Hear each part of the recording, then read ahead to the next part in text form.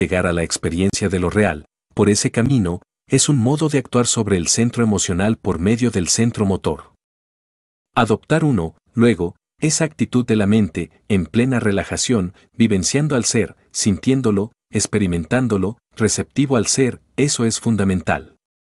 La personalidad debe volverse cada vez más pasiva y receptiva a la palabra que viene de arriba, de lo alto. Esa palabra viene a través de los centros superiores del ser y llega a la mente.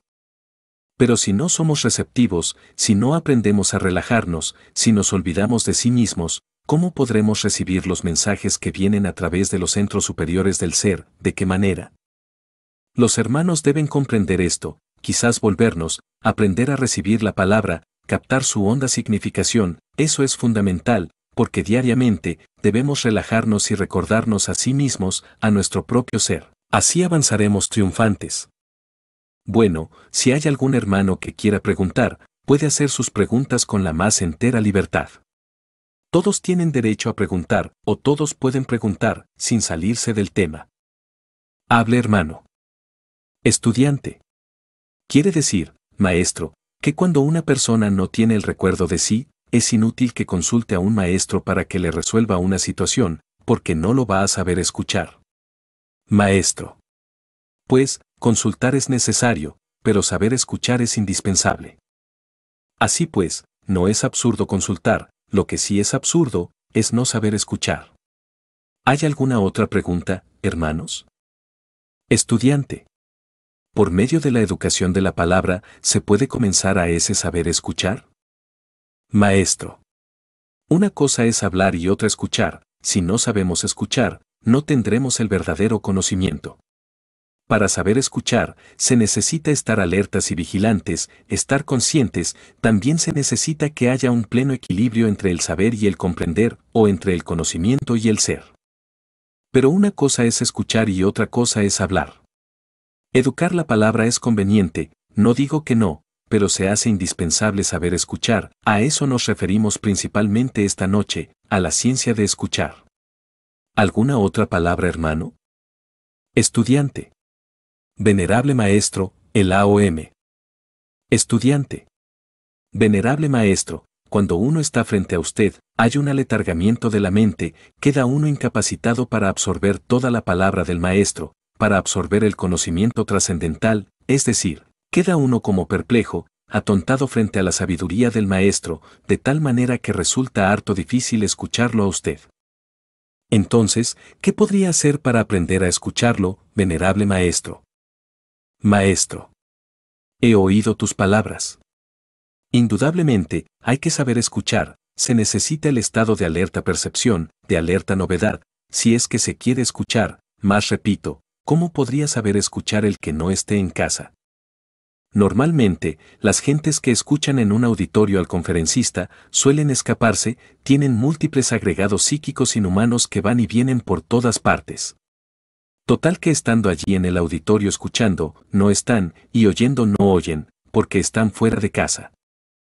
Si se quiere saber escuchar, debe uno estar íntegro, unitotal ante el conferencista, deben estar los tres centros, el intelectual, el emocional y el motor, integrados, unidos, pero si estos tres centros andan disociados, el intelectual por un lado, el emocional por el otro y el motor por el otro, pues, sencillamente, no se está escuchando la palabra.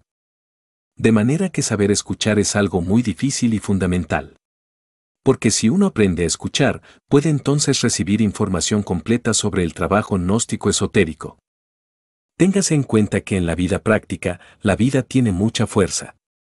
La vida y el estado de inconsciencia tienen una fuerza terrible, parecería como si la vida y el estado de inconsciencia de la humanidad tuvieran más fuerza todavía que el conocimiento esotérico gnóstico. Pero lo que sucede es que las gentes están tan llenas de sí mismas, repito, que no pueden recibir entonces la información que se les da a través de la palabra, están llenas, no reciben la información correcta, es decir, no saben escuchar, están llenas de sí mismas. Si uno escucha, si aprende a escuchar en estado de alerta percepción, de alerta novedad, llega uno también a reconocer, por tal motivo, mediante los datos que recibe, mediante la palabra que lo informa, realmente viene a descubrir que es un cuitado, un desnudo, miserable y hambriento. Queda, pues, un lugar vacío para que la palabra pueda entrar allí. Pero mientras uno se sienta lleno, mientras se sienta engreído, orgulloso, satisfecho con todos esos egos, ¿cómo va a recibir la palabra? No hay un lugar vacío dentro de la persona para que la palabra pueda almacenarse allí. De manera que debemos hacer que nuestro cántaro, nuestra escudilla, nuestro cuenco, esté hacia arriba, abierto, aguardando la palabra, el alimento que va a nutrirnos, que va a orientarnos. Pero si uno voltea la olla hacia abajo, ¿cómo va a recibir? No recibe, necesita voltearla hacia arriba y dejar un puesto vacío para recibir esa gota que es el conocimiento. A ver, hermano. Estudiante. La falsa educación y la falsa moral también es un obstáculo, o constituyen un obstáculo en el saber escuchar. Maestro. Pues, ciertamente que la falsa educación causa mucho daño. Digo que la educación que uno recibe en las escuelas primarias, en la prepa, el kinder y secundaria, en la universidad, es falsa, porque no está relacionada con ninguna de las partes autónomas y autoconscientes del ser. Siendo falsa, falsea de hecho los 5 cilindros de la máquina y nutre a muchos agregados psíquicos inhumanos. Un sujeto con una personalidad falsa, bien robustecida, es un sujeto que no está dispuesto a saber escuchar, y que no sabe escuchar, siempre escucha las voces subjetivas, infraconscientes, infrahumanas de los 5 cilindros de la máquina orgánica, las únicas voces que sabe escuchar son las de la falsa personalidad. Siempre tan relleno de conocimientos, que no deja un lugar vacío donde pueda el instructor o el gurú depositar la palabra. De manera que la falsa educación perjudica horriblemente. Y en cuanto a la falsa moral, pues no sé a qué moral te refieres. Estudiante. Pues a la moral, digamos, que se utiliza en los ¿no? Apegado, desde luego, a lo escrito, a la tradición. Maestro. Eso no sirve, hablemos de ética revolucionaria. Porque la moral es esclava de las costumbres y de los lugares, de las épocas. Lo que en un país es moral, en otro país es inmoral, lo que en una época fue moral, en otra época es inmoral, lo que en un tiempo fue moral, en otro tiempo es inmoral. Veamos un caso muy concreto, en la China, por ejemplo, en la China, hasta hace poco tiempo, matar al padre porque ya estaba muy anciano, se consideraba moral, y entregarle las niñitas chiquitas, recién nacidas, a los misioneros católicos que llegaban allá, cambiándolas por timbres de correo, es normal. Por ahí un cura se trajo 100 y más, o 1000 y más niñitas, adquiridas con puros sellos de correo. Es normal. Tal vez tiraban a una niñita, porque era niñita a la calle, como es mujer, eso no vale la pena, la tiraban a la calle. Únicamente se alegraban cuando nacía un varón, pero nacía una mujer, la tiraban o la cambiaban por timbres de correo. De manera que pues, ¿en qué quedamos con la moral? La moral es esclava de las costumbres. Podríamos citar miles de casos, algunos de ellos muy dolorosos y hasta vergonzosos, sobre la tan cacareada moral. Así, pues, la moral es esclava de las costumbres, de los tiempos, es el resultado de todos los prejuicios de la humanidad. Eso no sirve, todo el que quiera marchar por la senda de la autorrealización íntima del ser, tiene que libertarse de la moral, hablemos más bien de ética revolucionaria, que suena mejor. Uno tiene que aprender a hacer un inventario de sí mismo, para saber qué le sobra y qué le falta, y también aprender a manejar las virtudes. Una virtud, por muy santa que sea, fuera de lugar, causa daño. Hay muchos santos que han perjudicado a la humanidad con sus virtudes, esa es la cruda realidad de los hechos. Sin embargo, las virtudes son preciosas, pero el que no las sabe manejar, obviamente, causa daño con las mismas virtudes. De manera que no hablemos de moral, hablemos de ética revolucionaria. La moral no sirve, perjudica al desarrollo interior. ¿Hay alguna otra palabra? A ver, hermano. Estudiante. Maestro, con el escuchar, evidentemente hay que saber escuchar y hay que estar en casa para poder escuchar. ¿Querría, el venerable maestro, hablarnos un poco, ya que está muy relacionado con el tema, sobre el mal secretario? Maestro. Es el ego, nada menos que el ego.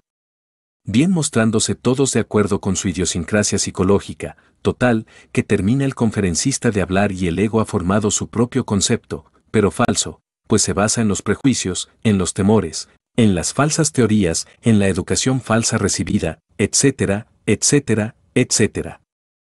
Y otras tantas hierbas. El mal secretario causa mucho daño, por eso hay que estar alertas y vigilantes, siempre dispuestos a recibir la palabra, pero alertas, atentos y presentes, si andamos ausentes, ¿cómo podríamos recibirla? Repito, ¿por qué las gentes no recuerdan sus vidas anteriores? Sencillamente porque nunca están presentes, nunca están en casa, muere el cuerpo y nunca han estado en casa. ¿Cómo van a recordar las vidas anteriores si nunca estuvieron en casa? A ver, hermano. Estudiante. Maestro, puede hablarnos de la relación que hay entre el saber escuchar y la oración, ya que la frase de la Biblia dice que, cuando ores, entra en tu recámara y pide a tu Padre que está en secreto te contestará. Entonces, ¿saber desde el principio, saber orar y saber escuchar es importante? Maestro. Es muy interesante la pregunta que nos hace el hermano V. Ciertamente saber orar y saber escuchar es importante, pero hay que saber orar, he ahí lo difícil. Ante todo hay que saber que hay 4 estados básicos de conciencia. Primero, la inconsciencia total del individuo que está durmiendo en la cama, el ego anda en los mundos internos tan inconsciente como el cuerpo que dejó. Segundo, la inconsciencia del individuo que ha despertado y se ha levantado de su cama, sigue con los mismos sueños que tenía cuando estaba el cuerpo en estado pasivo, solo que ahora el cuerpo está activo para los sueños. En esos 2 estados inhumanos o infrahumanos, es imposible de poder hacer una oración correcta. Para poder uno hacer una oración correcta, tiene que apelar a un tercer estado de conciencia, a la recordación de sí mismo, de su propio ser. Cuando uno se concentra en su Padre que está en secreto, con la oración del Señor, Padre nuestro que estáis en los cielos, obviamente está haciendo una oración consciente que tendrá una respuesta consciente. Mas si hemos de apelar a la oración del Señor, primero tenemos que concentrarnos en nuestro propio Señor interior profundo, nuestro ser.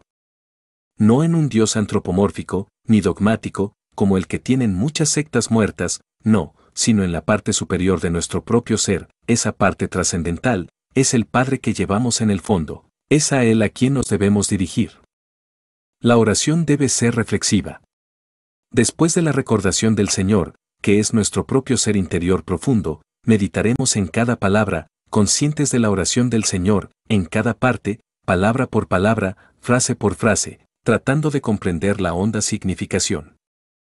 Concluida la oración, nos relajamos aún más, y en estado pasivo, receptivo, con mente quieta y en profundo silencio, aguardamos que venga la palabra del Padre. Si logramos escucharla, si Él nos da la respuesta, la oración ha sido bien hecha. Pero si no logramos escucharla, si no llega a nosotros, significa esto que la oración ha sido mal hecha, no ha sido correcta. Uno tiene que aprender a platicar con el Padre que está en secreto, cara a cara, en profunda quietud y silencio. Así es como debemos entender la oración, así es como debemos nosotros la palabra venida de lo alto. Esa palabra llega a nosotros a través de los centros superiores del ser, pero hay que estar en estado receptivo para escucharla. Eso es todo. A ver, hermano. Estudiante. Maestro, muchas veces, como usted dijo al principio, unas palabras nos llegan más profundas que otras. Bien, para poder en ese momento alargar, esa manera de poder captar más, ¿hay alguna fórmula, o alguna manera de poder forzar a la mente, en nuestro mundo psicológico, ¿hay alguna fórmula, alguna manera para alargarla? Maestro. Plena atención consciente. Si no se tiene la plena atención consciente, andaremos de un lugar para otro mientras se escucha. Y así, escuchando, no escuchamos. Hasta aquí mis palabras, hermanos.